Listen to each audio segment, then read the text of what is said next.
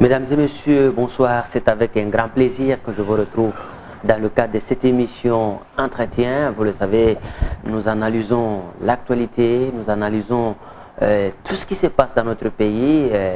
Vous le savez, la réunion des Oyo, Congo-Brazzaville, défraie la chronique, mais aussi les transferts depuis le week-end dernier de Bosco Ntaganda à la Cour pénale internationale. Autant de sujets qui font la une des journaux dans notre pays. Et nous allons essayer d'évoquer ces questions avec un analyste politique que vous connaissez tout le temps, que nous recevons ici, M. Mouini Hamza Badioko. Bonsoir. Bonsoir. Voilà, je viens de le dire, nous allons parler de la réunion des Oyo, on va parler de Bosco Ntaganda, mais aussi de ce qui s'est passé le week-end à Lubumbashi.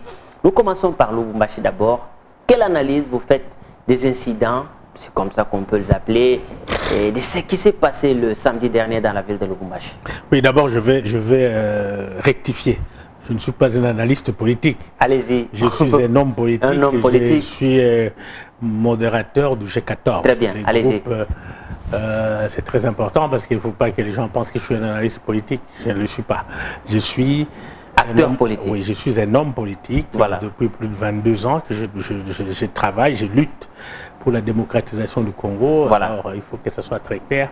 Je n'ai pas d'approche qui est analytique, plutôt j'ai des approches politiques. Voilà, c'est bon, bien cette précision. Alors, à ce qui concerne Lubumbashi, justement, ça démontre encore une fois de plus que la situation en République démocratique du Congo est quelque chose d'assez théâtral.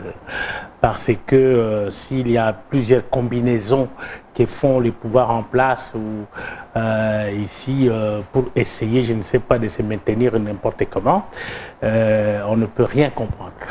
À mon attendement, comment vous pouvez expliquer qu'il peut y avoir de rébellions, de Katanga, je ne sais pas quoi, qui peut se faire, et d'autant plus que c'est les Katangais qui sont au pouvoir au Congo actuellement, n'est-ce pas? Ce n'est pas les Katangais qui sont au pouvoir au Congo. Je ne comprendrai pas que les Katangais soient au pouvoir au Congo actuellement, depuis Laurent Désiré Kabila. Jusqu'à aujourd'hui, ils occupent presque tous les postes de responsabilité. Il y a les Katangais et les gens de Tutsi et les gens presque de Kivu occupent presque toutes les responsabilités du Congo. Alors, est-ce que... ça reste un peu patois à un Congolais de comprendre qu'aujourd'hui, les gens qui sont au pouvoir, eux-mêmes font des rébellions contre eux. Il y a quelque chose qui ne va pas. Alors, est-ce que tout ce que nous donne à voir à Kinshasa, quelques 2 jours avant ce qui s'est passé à Lubumbashi, ont présenté une bande de criminels qui, selon le communiqué venu du ministère de l'Intérieur, cherchait à attenter à la vie du chef de l'État et à renverser les institutions légitimes. Avant ça, il y avait le groupe de gens qu'on a arrêtés en Afrique du Sud, il y en a eu d'autres en Angola. Est-ce que tout ça participe à une logique qui voudrait semer la pagaille et peut-être décourager les investisseurs dans notre pays? Non, pas du tout. Ça doit être encore des méthodes qui ont été employées à l'époque de la Deuxième République. Ce genre de stratégie était très bien connu. C'est inimaginable, je m'explique. Jusque-là, on n'a arrêté personne. On a arrêté quelqu'un. Vous connaissez quelqu'un qui était derrière tout ça là, qui a été arrêté au Katanga? Est-ce que vous connaissez des gens qui sont là-bas? Mais ils se sont rendus, selon les communiqués. Ils sont rendus. Alors, comment on peut entraîner autant de gens pendant des mois ou des années sans que les services de sécurité soient au courant, sans que les services de sécurité civile comme militaires soient au courant, et que sans que la province dit un mot? sans que le gouvernorat là-bas provincial dise un mot, que ce soit les services provinciaux ou les services nationaux les disent un mot. Alors ça apparaît tout à fait, comment on appelle, aberrant ou c'est un peu comique et tout ça là. J'ai l'impression que quelque part, vous voyez maintenant, vous allez nous rejoindre, d'autant plus que quand nous disons qu'on ne peut pas gouverner un État par défi. Il y a des règles pour gouverner un État. Rappelez-vous, on a eu des débats ici sur la République, sur la démocratisation, sur les révolutions citoyennes et tout ça.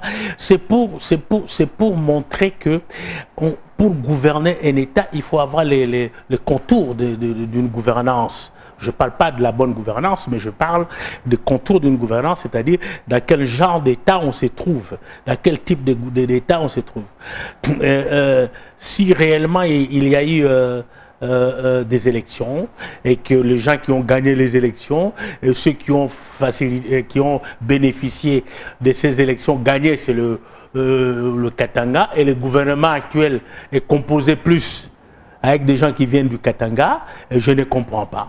Comment est-ce possible qu'il peut y avoir des tentatives, je ne sais pas, de sécession ou de Katanga, ça veut dire couper les Katanga, venant de là. Il y a quelque chose d'assez nébuleuse qui cache quelque chose à travers eux. Et d'ailleurs, le procureur général de la République, voici des cas où il pouvait ouvrir des dossiers d'instruction pour savoir exactement, que ce soit militaire ou civil, pour savoir, l'auditeur général, pour savoir exactement qu'est-ce qui se passe dans ce pays. Ils vont à la compte de la Constitution, ils vont à la compte de tout, et personne ne dit un mot. S'il s'agit pour traquer, encore une fois, au Bas-Congo, on aurait vu des troupes de militaires. Et là-bas, au Katanga, aucune armée ne s'est levée. Toute l'armée qui est là-bas, personne ne s'est levé. Si c'était à l'Équateur, on aurait vu tout de suite. Alors, les ressemblances ou les similitudes qu'il y a entre ce qui se passe au Kivu et ce qui se passe au Katanga est très inquiétant. Et qu'on constate, en fait, et c'est ces gens-là qui sont aujourd'hui autour de pouvoir.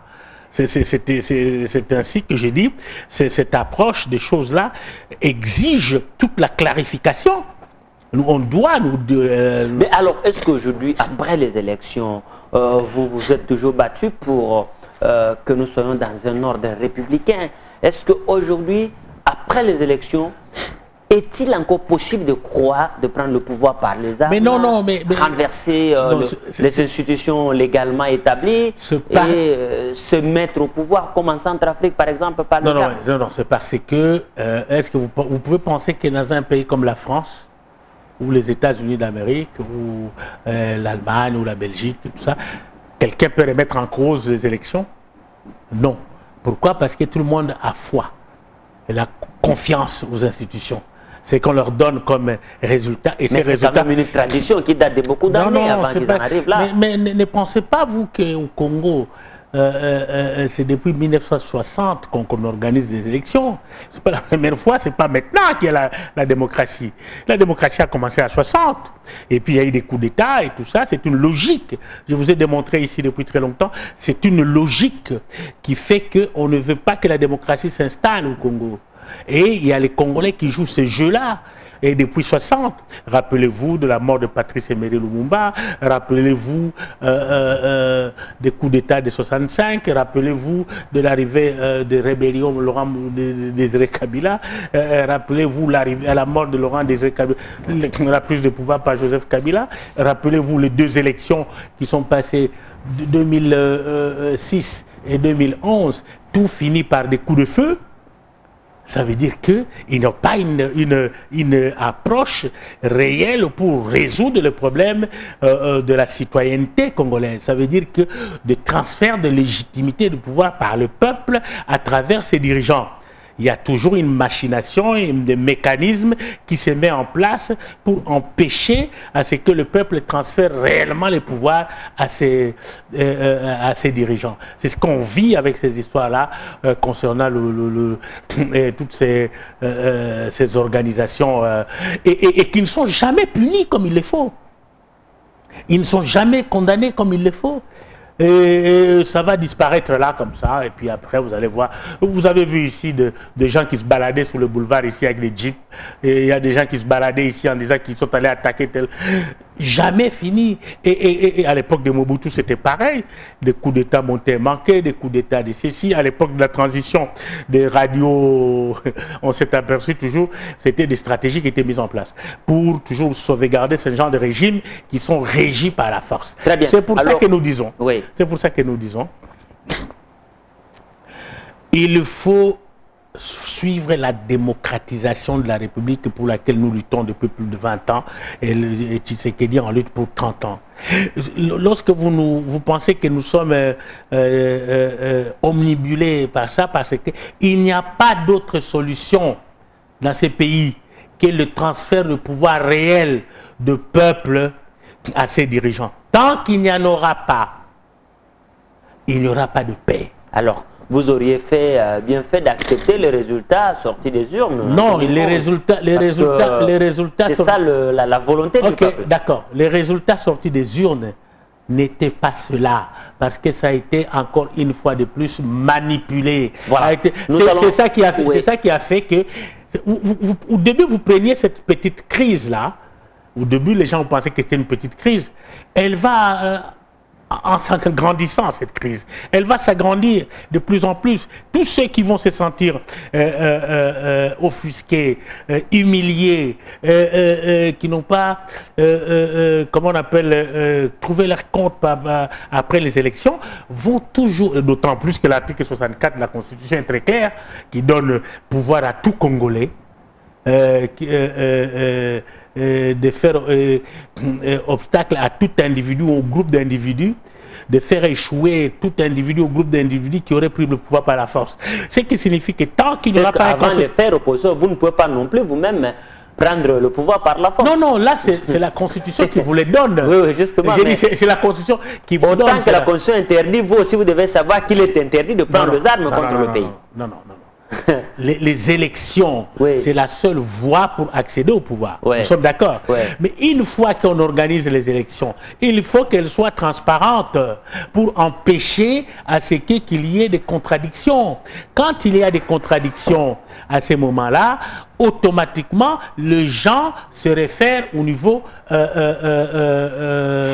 l'article 64, c'est votre... Bien sûr, parce que l'article 64, elle est constitutionnelle. La situation semble évoluer dans les Grands Lacs.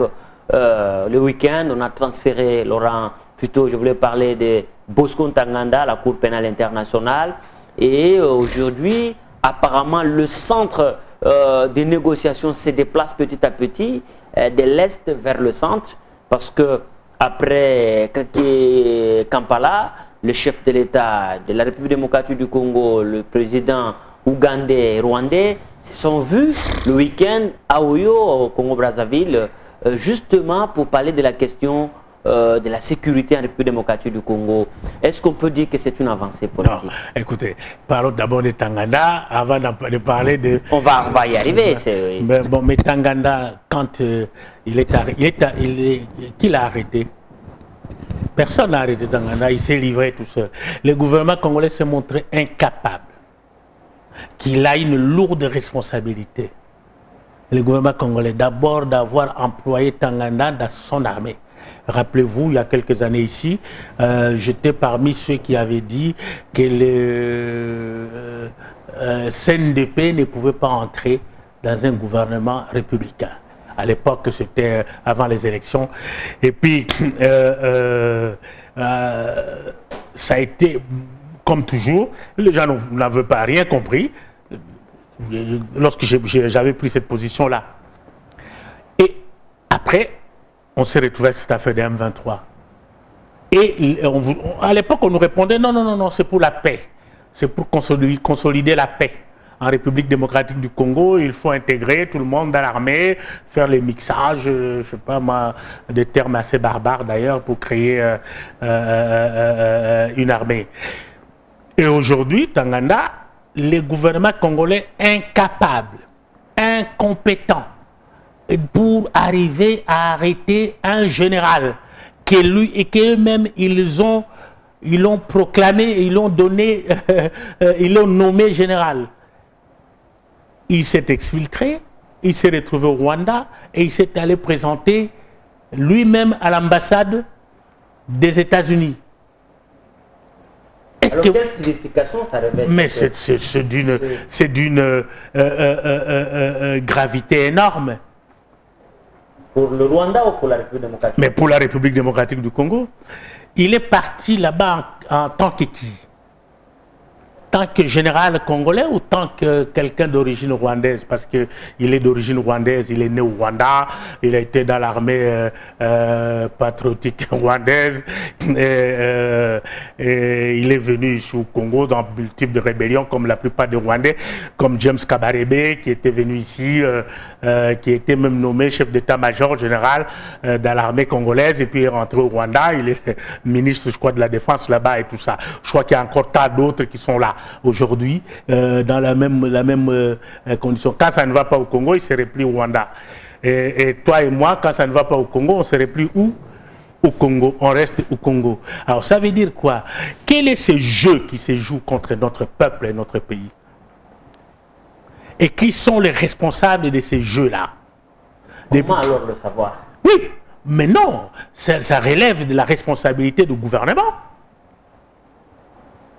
Ceux qui ont travaillé avec ces gens-là pendant plus des années et des années, ils portent cette lourde responsabilité de ces massacres qui sont incapables d'arrêter. Un gouvernement est appelé à arrêter des massacres dans son pays. Un gouvernement est appelé à défendre son peuple. Un gouvernement est appelé à donner du travail à son peuple. Un gouvernement est à la protection de son territoire. S'ils sont incompétents, incapables de le faire, ces gens-là ont une lourde responsabilité. Et chaque fois que vous essayez de leur rappeler cela, ils vous sortent des armes. Là, ils sont capables de les démontrer, qu'ils sont capables de s'attaquer au peuple. Ils n'ont pas la même mission, en fait, de la défense du territoire et du peuple congolais. Au contraire, ils ont la mission de mater les peuples congolais comme à l'époque coloniale.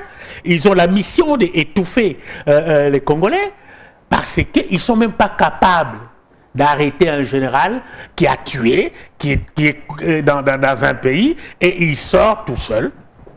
Est-ce que vous ne pensez pas que ce qu'on peut parler de la page Bosco Ntaganda, le gouvernement a voulu jouer ces jeux-là de manière beaucoup plus prudente pour ne pas occasionner des casses, des effets collatéraux, jusqu'à ce que Bosco Ntaganda soit aujourd'hui devant la Cour pénale internationale grâce à des efforts diplomatiques, au lieu de peut-être si on avait cherché à l'arrêter par force, ça allait peut-être occasionner beaucoup de morts. Mais quelle casse qu'il n'y a jamais eu? Il y a déjà plus de 6 millions de morts. Quelle casse dont Bosco Ntaganda est parmi les responsables, et notamment le Rwanda et l'Ouganda. Bosco Ntaganda a été dans l'Ituri avec Lubanga et compagnie. Et l'Ituri, on prenait des acquaintances avec l'Ouganda de Museveni. Et lui-même, Bosco Ntaganda était du Rwanda. Et puis lui-même, Bosco Ntaganda était protégé par le gouvernement congolais pour question de paix. Quelle casse? Ils savent ce qu'ils font. Parce que s'ils pouvaient avoir ces 3 protections pour une seule personne et un seul groupe, c'est-à-dire que c'est une stratégie qui est une stratégie à long terme. Alors, est-ce que vous pensez que ceux qui disent que finalement c'est le Rwanda qui a joué son jeu, le Rwanda sachant que bientôt il va prendre la direction du Conseil de sécurité, ne pouvait pas aller avec des accusations comme quoi il protège des criminels de guerre et des criminels, et puis celui que le Congolais ne pouvait pas livrer, le Rwanda l'a reçu et puis l'a livré à la Cour pénale. Est-ce que vous êtes dans cette logique-là, de ceux qui veulent dire que le Rwanda, en le faisant, a voulu se blanchir? Moi, je ne me préoccupe pas de ce que fait le Rwanda. Moi, je me préoccupe de ce que fait le Congo. Le Congo, j'ai la lourde responsabilité, tant qu'homme politique, de savoir ce que fait le Congo. Est-ce que le Congo est capable de protéger son peuple? Est-ce que le Congo est capable de protéger son territoire? Est-ce que le Congo est en mesure de remplir les conditions qui sont dans la Constitution et les défendre? C'est ça mon rôle. Maintenant, j'ai vu qu'il y avait le Rwanda, comme par hasard, ça commence à être très régulier maintenant, des voyages au Congo-Brazzaville, à Oyo, des voyages avec l'Ouganda et tout ça.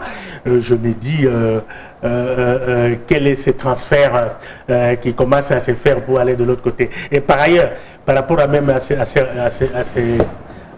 parce que c'est là né des accords cadres, non?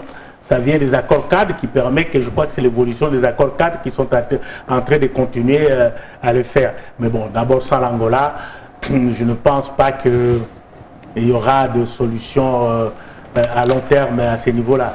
Mais d'abord, je me pose la question, quand tous ces mondes sont réunis pour signer cet accord-là, ils ont eu à signer un accord sur le Congo. Et certaines matières qui relèvent de l'autorité nationale du Congo qui se trouve dans la constitution congolaise. Mais ils ont reçu mandat de qui? Pour signer des accords sur le Congo. Mais aujourd'hui, vous pensez que dans la situation dans laquelle se trouve le Congo, est-ce que lui permet de réaliser ou de respecter à la lettre la Constitution? Mais avec une partie du pays qui est occupée par les M23? Non, le Congo n'est pas occupé par les M23 parce que le M23 n'a pas la capacité d'occuper le Congo.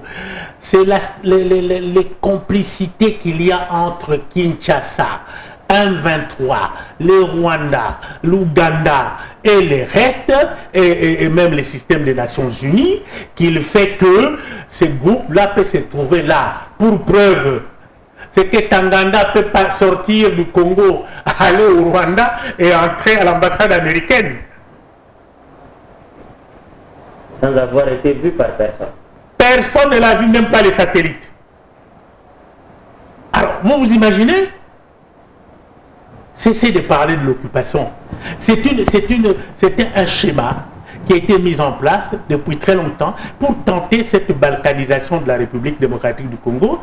Mais comme on a trouvé un peuple, je ne parle pas de dirigeants parce que les dirigeants n'ont pas cette capacité, un peuple qui ne veut pas attendre de cela, et aujourd'hui on est en train d'essayer de sortir. Maintenant, comme par hasard, vous avez vu l'histoire de Lubumbashi. On veut maintenant une autre épaule. Ce n'est plus les Kivu, maintenant c'est un autre pôle, des gens qui peuvent se promener dans la ville de Lubumbashi, comme ça, et dire, on vient se donner seul et tout ça, là. Mais c'est quoi ça? Même à l'époque d'un homme que j'ai combattu très fort comme Mobutu, on n'a jamais vu cela. Et Mobutu, il a défendu la République démocratique du Congo, il s'est battu pour l'unité nationale. Et ceux qui sont actuellement, ils mettent la République en volo, c'est-à-dire qu'elle peut s'exploser dans tout moment. Est-ce que vous ne vous imaginez pas la constance qu'il y a? Hier c'était le Kivu, aujourd'hui c'est le Katanga. Et c'est toujours, heureusement qu'au Kivu, le Kivu n'est pas une province de tendance sécessionniste, pas du tout. Le Katanga non plus n'a jamais été de tendance sécessionniste. Le peuple katangais n'a jamais voulu de la sécession. Ce sont quelques illuminés là, qui sont à la tête du Katanga, enfin, certains Katangais illuminés, qui ont toujours joué cette approche-là. Et cela aussi, je ne vois pas à aucun moment ils sont menacés. Ça suffisait ici au Bas-Congo là. Quelques adeptes qui n'ont même pas des armes de Boudjadi à Congo sortent, on amène toute une armée au Katanga. L'armée était là, hein, dans les rues de Lubumbashi. On ne les a pas vus. Alors, vous imaginez? Ça veut dire... Mais pourquoi on devait tirer sur des gens qui... Je ne parle pas de tirer sur les gens, j'ai dit... Ils venaient sans violence? Non, j'ai dit, ils sortent d'où? Sans que le gouvernement ne les ait pas vus. Sans que les services de sécurité ne les aient pas vus. Les services de sécurité, leur travail, c'est d'écouter ce que dit Badjoko à la télévision, ou bien chez lui à la maison, ou bien... Mais nous sommes en démocratie, on peut dire tout, c'est la liberté. Ou bien de fermer une chaîne de télévision parce qu'ils ne sont pas d'accord avec eux. le service de sécurité, leur travail, c'est de prévenir. C'est un service de l'intelligence. C'est pour prévenir, c'est pour penser comment la population est en train d'évoluer, et prévenir, et faire des rapports, instruire les pouvoirs en place. Où est-ce qu'ils étaient? Ils ne connaissaient pas ces gens-là? Et les services de sécurité militaire, c'est pas enfermer des gens. Donc pour vous, Oyo, c'est une réunion qui ne vaut pas quelque chose parce que la situation reste la même. Si je comprends. Mais qu'est-ce que Oyo peut résoudre le problème du Congo?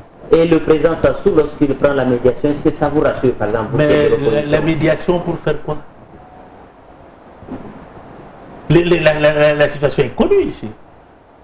Le président Sassou, c'était un grand africaniste, c'était un grand Africain, c'était un grand homme politique, mais il connaît bien la situation de la République démocratique du Congo. Moi, je serais parmi le premier j'aimerais bien qu'il fasse la médiation pour la République démocratique du Congo, mais ce que je pose comme question, c'est par rapport à quoi? Par rapport à une facilitation. À la paix à l'est du pays, c'est ça la priorité pour le moment. Mais est-ce que la paix à l'est du pays est liée à une sorte de désorganisation des systèmes de l'État congolais? Et cette désorganisation de l'État congolais vient avec l'AFDL. Mais comment, tout le monde connaît. Oui, c'est vrai, vous dénoncez, mais comment? Non, vous savez, on a trouvé la solution. Pour trouver des solutions. La solution était très simple. C'est respecter, je répète encore, respecter le verdict du peuple. Quand le peuple vote, il faut respecter ce que dit le peuple. Parce qu'on parle même des prochaines élections. Mais qui va aller dans ces élections-là? Provinciales, je ne sais pas quoi. Mais qui va y aller? Avec quoi? Vous allez faire confiance à qui dans ces pays qui peut organiser les élections? À quelle justice qui va vous dire, qui va aller regarder ces élections? La Commission nationale électorale indépendante? Avec quels hommes politiques? Bon, vous voyez que la crise elle est profonde. Très bien, on va finir par là. En une minute, on ne peut pas faire une émission en ce jour sans dire un mot sur la République centrafricaine. La rébellion Séléka a pris le pouvoir à Bangui. Le chef de l'État, il y en a qui disent qu'il aurait traversé pour la RDC ou il se serait réfugié quelque part. Tout ça, cette instabilité en Afrique, vous qui aspirez un jour à prendre le pouvoir à la République démocratique du Congo, qu'est-ce que ça vous dit? Non, mais l'instabilité de l'Afrique est connue pour quelles sont les raisons. Les raisons sont très claires. Comme au Centrafrique, ça a été connu de tout le monde.